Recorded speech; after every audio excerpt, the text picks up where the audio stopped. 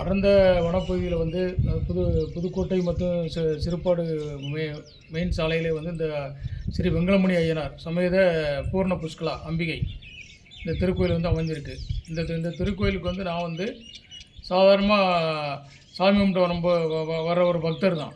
ஏன்னா அதேமாதிரி அனைத்து தரப்பு மக்களும் வந்து இங்கே வந்து சாமி வந்து தெய்வத்தை வந்து வணங்குறாங்க. இங்கே வந்து அருள்மிகு வெங்கலமணி ஐயனார் சமேத பூர்ண புஷ்கலா வந்து மெயினான தெய்வங்கள் காவல் தெய்வங்கள் வந்து கருப்பசாமி சுடலமாடர் இருக்கார். அதுபோக நாகர்கள் இருக்காங்க. காளியம்மன், பத்திரகாளி அம்மன் மற்றும் மாரியம்மன் போன்ற அம்மன் வகை அம்மன் தெய்வங்கள் வந்து இங்கே வந்து குடிக்கொண்டிருக்காங்க. நாகர் வந்து ரொம்ப பிரசித்தி பெற்றது. நாகர் சிலைகள் வந்து மிகவும் பிரசித்தி பெற்றது. இந்த கோயிலோட சிறப்பம்சம் என்னென்னா, இங்கே வந்து குழந்தை வரம் மற்றும் திருமண தடைகள், பொருளாதார இழப்பீடுகள், கடன் தொல்லைகள் இந்த மாதிரி இப்போ பாதிக்கப்பட்ட ஆட்கள் வந்து நிறைய பேர் வந்து நிவர்த்தி ஆயிருக்கு. அதனால் இது வந்து ஒரு மற்றபடி உள்ள அநேக மக்களுக்குள்ள அநேக பிரச்சனைகளுக்கு வந்து இது ஒரு நிவர்த்தி ஸ்தலமாக இந்த இடத்துல வந்து இருக்குது. இந்த கோயிலை சுற்றி பக்கத்தில் வந்து நல்லமலை என்று ஒரு சிறு மலை இருக்கிறது. சுற்றி வனாந்தரத்தில் நடுவில் இருக்கார். மிகவும் சக்தி வாய்ந்த ஒரு தெய்வம்.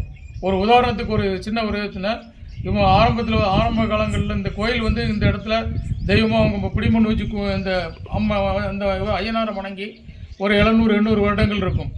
அப்போலாம் இது வந்து சுற்றி இப்போ உள்ள மாதிரி அடர்ந்த காடுகள். மக்கள் வரதுக்கே பயப்படுறதுக்குள்ள இடங்கள். ஆனால் ஐயனாரோட தெய்வீக பார்வை வந்து இந்த ஏரியாவை வந்து சுற்றி அவர் வந்து காவல் காத்து கொண்டு இருக்கிறார் என்பதை வந்து நம்ம வந்து தெரியப்படுத்துகிறோம். ஏன்னா ரெண்டாவது, அனைத்து தரப்பு மக்களும் இங்கே வந்து வணங்குறாங்க. வந்து அவரோட ஐயன் அருளை வந்து ஏன்னா வந்து பெற்றுட்டு போயிட்டுருக்காங்க. ஏன்னா நான் வந்து எனக்கு தெரிஞ்ச அளவு நான் வந்து சின்ன பையனாக இருக்கும்போது இந்த கோயிலுக்கு வந்திருக்கேன். ஏன்னா அப்போலாம் வந்து இந்த அளவுக்கு டெவலப்மெண்ட் இல்லாமல் இருந்தது. ஆனால் நான் ஒரு தடவை என் கூட வந்து ஓம் சக்தி சங்கர் ஆன்மீக பேரணி ஓம் சக்தி சங்கர்ஜி என்ற நம்ம அண்ணன் வந்து நம்ம கூட வந்தார். ஒரு நாள் அப்போ அவர் என்ன சார், முள்ளு கிடக்கு சார், கல் கிடக்குங்காரு. அப்போ நாங்கள் 2 பேரும் பைக்கில் வரோம். அப்போ இந்த கோயிலில் இந்த அளவுக்கு கட்டலை. முள்ளு கல்லுனாலும் சரி வண்டி அது போட்டில் ஏறி போகும். அப்போ நான் சொல்லுவேன், ஐயனார் நம்ம துணைக்கு வராருன்னு நம்மளுக்கு அதை பற்றி ஒரு பயம் இல்லை அப்படின்னு சொல்லுவேன். அதேமாதிரி வண்டி வந்து இந்த ஏரியாவில் பஞ்சர் ஆனதே கிடையாது. அதுதான் இந்த கோயிலோட ஒரு சிறப்பம்சங்கள். அதோடைய கடன் தொல்லை, ஏன்னா குடும்ப உறவில் கணவன் மனைவிக்குள்ள பிரச்சனைகள், ஏன்னா எந்த மாதிரி ஒரு பிரச்சனைகள் வந்து இவரை தேடி வந்தால் நிவர்த்தி வந்து கண்டிப்பாக தருவார்.